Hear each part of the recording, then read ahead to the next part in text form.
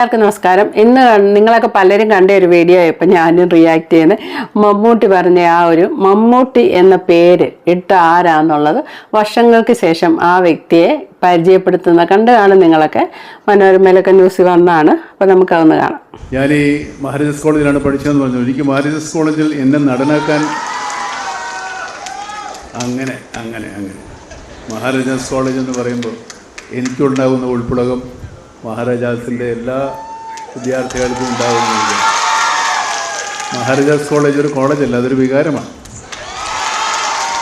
ഞാൻ മഹാരാജാസ് കോളേജിൽ പഠിക്കാൻ വരുന്ന കാലത്ത് പഠിച്ച കാലം നിങ്ങൾ കേട്ട് കാണും. എൻ്റെ പേര് വേറെ ഒന്നായിരുന്നു. എനിക്കെൻ്റെ ഈ മുഹമ്മദ് കുട്ടി എന്നുള്ള പേര് വളരെ അപരിഷ്കൃതമായി തോന്നിയതുകൊണ്ട് പരിചയമില്ലാത്ത സുഹൃത്തുക്കളോട് ഞാൻ എൻ്റെ പേര് ഓമർ ഷെരീഫ് എന്ന് പറഞ്ഞിരുന്നു. അപ്പോൾ ഓമറേ എന്നാണ് വിളിക്കുന്നത്. പക്ഷേ എന്തോ ഒരു സമയത്ത് ഞാൻ കൂട്ടുകാരുമായി നടക്കുമ്പോൾ എൻ്റെ പോക്കറ്റിൽ നിന്ന് എൻ്റെ ഐഡൻറ്റിറ്റി കാർഡ് താഴെ വീണു. അതൊരുത്തൻ എടുത്തു നോക്കിയിട്ടിടാ നിൻ്റെ പേര് ഓമർ എന്നല്ല മമ്മൂട്ടി എന്നല്ലേ എന്ന് ചോദിച്ചു. അന്ന് മുതലാണ് ഞാൻ എൻ്റെ സുഹൃത്തുക്കളുടെ ഇടയിലും ഇപ്പോൾ നിങ്ങളുടെ ഇടയിലും മമ്മൂട്ടി എന്നറിയപ്പെടുന്നത്. പക്ഷേ പലരും ചോദിച്ചു ആരാണ് ആ മമ്മൂട്ടി എന്ന് പേരിട്ട ആളെന്ന്. പലരും സ്വമേധയാ മുന്നോട്ട് വന്ന് ഞാനാണെന്ന് പറഞ്ഞവരുണ്ട്. പക്ഷേ എനിക്കറിയാവുന്ന എനിക്ക് പേരിട്ട മമ്മൂട്ടി ദാണ്ട് അവിടെ ഇരിപ്പുണ്ട്.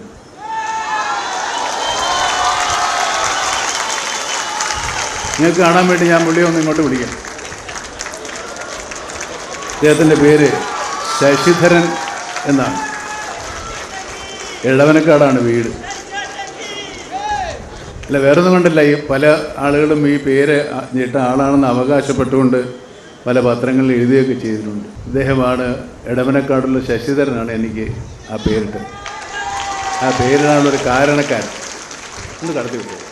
പലരും എന്നോട് ചോദിച്ചിട്ടുണ്ട്. ഞാൻ ഇയാളെ ഒളിച്ചു വെച്ചിരിക്കുകയായിരുന്നു, പുറത്തു വിടാതെ, ഒരു സർപ്രൈസ്. ഇങ്ങനെ 4 പേര് കാണുക ഇയാളെ പരിചയപ്പെടുത്തണമെന്ന് എനിക്ക് വലിയ ആഗ്രഹം ഉണ്ടായിരുന്നു. അതേതായാലും ഈ ഫോർത്തൂസിൻ്റെ ഈ വേദിയിൽ തന്നെ ആയാലും വളരെയേറെ സന്തോഷം.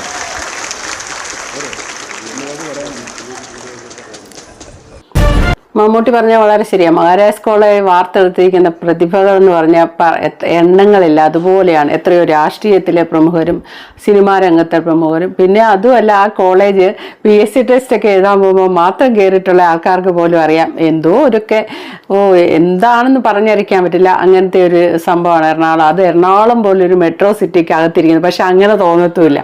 അങ്ങനത്തെ ഒരു കോളേജ് എന്തൊക്കെയോ പ്രത്യേകതകളുണ്ടെന്ന് തോന്നും. ഈ മറുസൈഡി രാഷ്ട്രീയവും അതും ഇതുമൊക്കെ വളരെ മോശമായിട്ട് പോകുന്നുണ്ട്. അതില്ലെന്ന് നമുക്ക് പറയാൻ പറ്റില്ല. എന്നാലും അതിൻ്റെ വേറൊരു സൈഡ് ഒരു കവിത പോലെ മനോഹരമാണ് എന്നേ പറയാൻ പറ്റുള്ളൂ.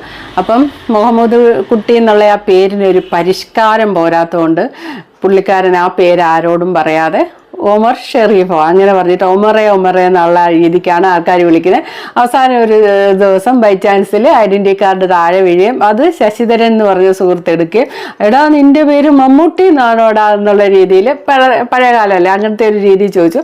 അന്ന് തൊട്ട് മമ്മൂട്ടിന്ന് പേര് വീണു. ആ പേര് ഇരട്ടപ്പേരാണല്ലേ, ഇരട്ടപ്പേര് വീണാണ്. പക്ഷേ മമ്മൂട്ടിക്ക് എന്താണേലും ആ പേര് ഇഷ്ടപ്പെട്ടിട്ടുണ്ട്. അതുകൊണ്ടാണല്ലോ മമ്മൂട്ടി സിനിമയിൽ എത്തിയിട്ട് ആ പേര് തന്നെ പറഞ്ഞത്. അല്ലാതെ ഒറിജിനൽ നെയിമോ അല്ലെങ്കിൽ മറ്റെന്തെങ്കിലും ഒരു പരിഷ്കാരമുള്ള പേരോ ഒന്നും തിരഞ്ഞെടുക്കാതെ ഈ പേര് തന്നെ, ആ ഇരട്ടപ്പേര് അത്രയും സ്ഥായിയായിട്ട് ആൾക്കാരുടെ ഇടയിൽ വീണും കാണും. എന്നാലും ആ പേരിലാണ് പിന്നീട് വക്കീലൊക്കെ ആണല്ലോ, ലോ കോളേജിലൊക്കെ പഠിച്ച് വക്കീലൊക്കെ ആയ ആളാണ്. അപ്പോൾ പുള്ളിക്കാരൻ ആ പേരെന്താണേലും ഇഷ്ടമായതുകൊണ്ടായിരിക്കാം അങ്ങോട്ട് കൊണ്ടുപോയി. പിന്നെ ഇതിൻ്റെ അകത്ത് പറയുന്നു ഞാൻ ഇങ്ങേരെ ഒളിച്ചു വെച്ചിരിക്കുകയായിരുന്നു. പലരും ഈ അവകാശവാദമായിട്ടൊക്കെ മുന്നിട്ട് വന്നിട്ടുണ്ട്. പക്ഷേ എന്നാൽ ആ അവകാശവാദമായിട്ട് മുന്നിട്ട് വരുന്ന ഓരോ സുഹൃത്തുക്കളോ അല്ലെ ആരെങ്കിലുമൊക്കെ പിന്നീടുള്ള മമ്മൂട്ടിയുടെ ലൈഫിൽ വന്നു ചേർന്നവരായിട്ടുള്ള ആരെങ്കിലും അല്ലെങ്കിൽ വിദ്യാഭ്യാസ കാലത്തുള്ള മറ്റേതെങ്കിലും സുഹൃത്തുക്കളോ ഒക്കെ ആവാം. അപ്പോഴും യഥാർത്ഥത്തിലുള്ള സത്യം ആരാന്നുള്ളത് മമ്മൂട്ടിക്ക് അറിയാം. അപ്പോഴൊന്നും മമ്മൂട്ടി അത് വെളിപ്പെടുത്താതെ ഒളിച്ചു വെച്ചിരിക്കുകയായിരുന്നു ഞാൻ ഇയാളെ എന്നുള്ള രീതി പറയുന്നുണ്ട്. ഒരുപക്ഷെ അത് സത്യമായിരിക്കാം, അങ്ങനെയാകാം. അല്ലെ അതിൻ്റെ ഒരു മറുസൈഡ് ഇതൊന്നും വെളിപ്പെടുത്തുന്നത് വലിയ കാര്യമില്ല എന്ന് തോന്നുന്ന ഒരു കാലവുമുണ്ട്. ഇപ്പം മമ്മൂട്ടിയെ സംബന്ധിച്ച് രണ്ടാമതൊരു റേറ്റിങ്ങിൻ്റെ കാലം, ഒരു 2ാം ജന്മം എന്ന് തന്നെ പറയാം തീർച്ചയായിട്ടും.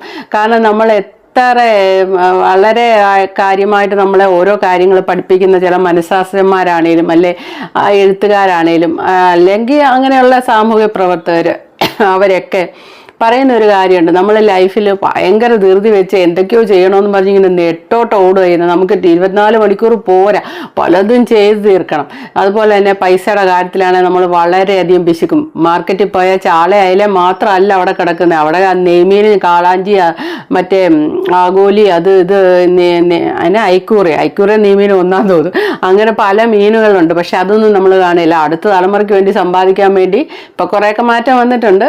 അങ്ങനെ നമ്മൾ അതൊന്നും മേടിക്കാതെ ചാളയായാലും മേടിച്ച് മാത്രം പോരുന്നൊരു കുറേ ആൾക്കാരുണ്ട്. ഇപ്പം അങ്ങനെയല്ല. ഇപ്പം അവനവന് വേണ്ടി ജീവിക്കാമെന്നൊരു ചിന്ത വന്നിട്ട് ടൂർ പോവുകയും എടുക്കുകയൊക്കെ ചെയ്യുന്ന ആൾക്കാരുടെ കാലമായി മാറിയിട്ടുണ്ട്.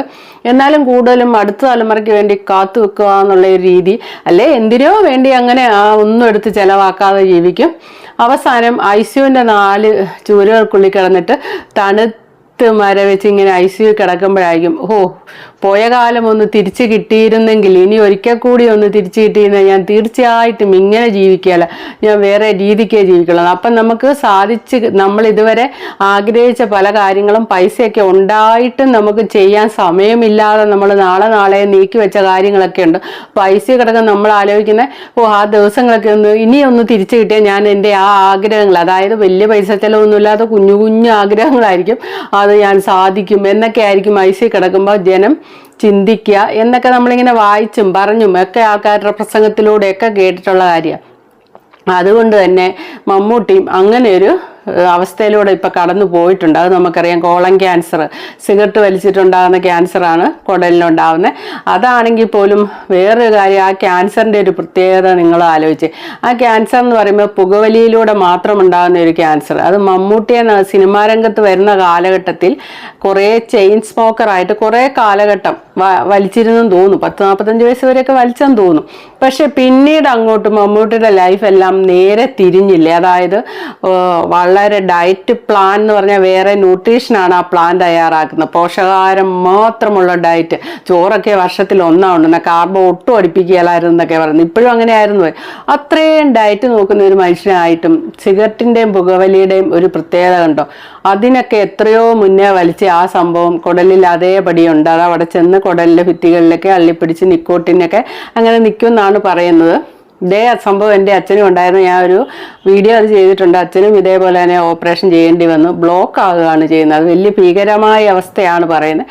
പക്ഷേ ഇപ്പോൾ വഴിയിലിറങ്ങിയ ഈ നമ്മുടെ കുഞ്ഞു മക്കൾ 10-12 വയസ്സുള്ള പിള്ളേരെ ഞാൻ ശ്രദ്ധിക്കുമ്പോൾ എൻ്റെ പൊന്നോ, ഓരോ കടയിൽ സ്നാക്സ് ബാറുകാരുണ്ട്. സ്നാക്സ് ബാർ നടത്തുന്ന ഹോട്ടൽ അവർ സിഗരറ്റ് വിൽക്കുന്നുണ്ട്.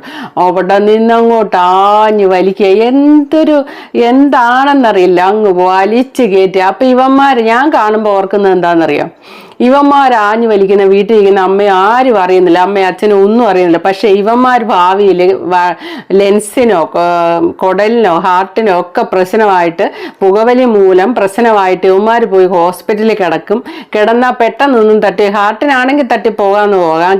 ഹാർട്ടിന് ഒരിക്കലും ക്യാൻസർ വരത്തുമില്ലെന്നുള്ള വേറൊരു കാര്യമുണ്ട്. വേറെ എന്തെങ്കിലും വന്നാൽ അങ്ങനെ തട്ടിപ്പോയ ഇവന്മാർ രക്ഷപ്പെട്ടു. ഇവന്മാർ അങ്ങനെ മരിച്ചില്ലേ, ഈ പുകവലിക്കുന്ന ആൾക്കാർ അങ്ങനെ മരിച്ചില്ല. ലെൻസിനും കുടലിനും വന്നെങ്കിൽ പിന്നെ പറയണ്ട, നരകമാണ്. ഈ നരകിക്കുമ്പം വീട്ടിലുള്ള ഭാര്യ എന്നുണ്ടെ ഭാര്യ, അല്ലെ അമ്മ, പെങ്ങൾ, അങ്ങനെയുള്ള ഒരു നമ്മൾ മുഴുവൻ വിഷമിക്കും. കാരണം ഇവരുടെ കൂടെ ഹോസ്പിറ്റലിൽ നിന്ന് നമ്മളൊരു പരുവം. ഇവരിപ്പം നമ്മളെ കാണാതെയാണ്, വളരെ രഹസ്യമായിട്ടാണ് സിഗരറ്റ് വലി. ഞാൻ ഈ യാത്ര ചെയ്യുമ്പോൾ കാണുന്നതാണ്, മറഞ്ഞു നിന്ന് കടയുടെ മൂലയ്ക്കും മുക്കിനും എല്ലാം പോയി നിന്ന് വലിയാണ്, ആരും കാണുന്നില്ല. വലിച്ചു കൂട്ടുന്നത് മുഴുവൻ അവസാനം നമ്മുടെ ട്യൂബ് ഹാർട്ട് എന്ന് പറഞ്ഞൊരു ഹാർട്ടാണ്. ട്യൂബ് പോലെ ഹാർട്ടാവും, അസൽ ട്യൂബ് പോലെ ചുരുങ്ങി ഈ വലിച്ചു കയറ്റുന്നതനുസരിച്ച് ഹാർട്ട് ചുരുങ്ങിപ്പോവും.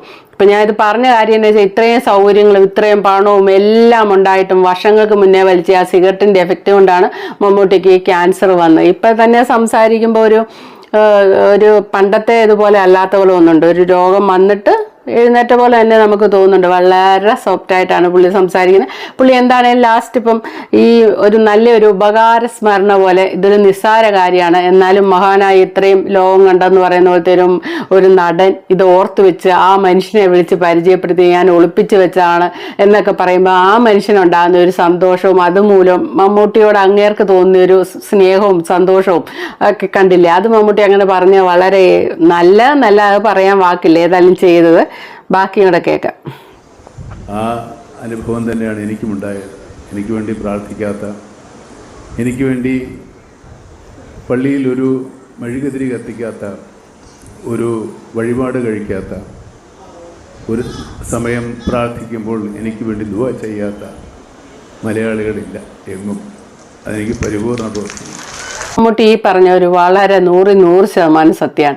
മമ്മൂട്ടിക്ക് ഇങ്ങനെ ഒരു അസുഖം വന്നപ്പോൾ കേരളം ഒന്ന് ഞെട്ടി വിറച്ചിങ്ങനെ കിലുങ്ങിപ്പോയെന്ന് പറയാം. അങ്ങനെയാണ് ആ ന്യൂസ് നമ്മളിലൊക്കെ കാതുകളിലെത്തിയത്. കാരണം എന്താണെന്ന് വെച്ചാൽ ചുമ്മാതെ സിനിമാ ലോകത്ത് വെള്ളം അടിച്ച് അലമ്പായിട്ട് ഒരു ശരീരം ഒന്നും സൂക്ഷിക്കാതെ നടക്കുന്നവർക്കെല്ലാം കരൾ വീഴ്ത്തിയാകുന്നത് നമ്മൾ അറിയുന്നുണ്ട്.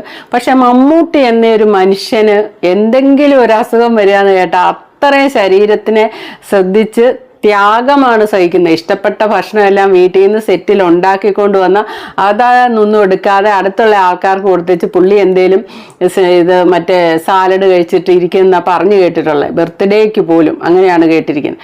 അപ്പോൾ അത്രയും നോക്കിയ ഒരു മനുഷ്യൻ ഇതുപോലെ കോളൻ ക്യാൻസർ ഒക്കെ വരിക എന്ന് കേൾക്കുമ്പോൾ നമ്മൾ ഞെട്ടലോടുകൂടിയാണ് കേട്ടത്. പുള്ളിക്ക് വേണ്ടി പ്രാർത്ഥിക്കാത്ത ആൾക്കാരില്ല എന്നുള്ളത്. പിന്നെ ഈ മമ്മൂട്ടി ഫാൻസ് എന്നൊക്കെ പറയുമ്പോൾ ഒത്തിരി അസുഖം വന്നവർക്ക് ഓപ്പറേഷൻ ചെയ്യാനും അങ്ങനെ ഒത്തിരിയൊക്കെ ചാരിറ്റി ചെയ്യുന്ന ഒരു വ്യക്തിയും കൂടെയാണ്. ഫാൻസുകാരും അത്ര ചാരിറ്റി ചെയ്യുന്നുണ്ട്. എല്ലാ നടന്മാരും ഉണ്ടായിരിക്കാം.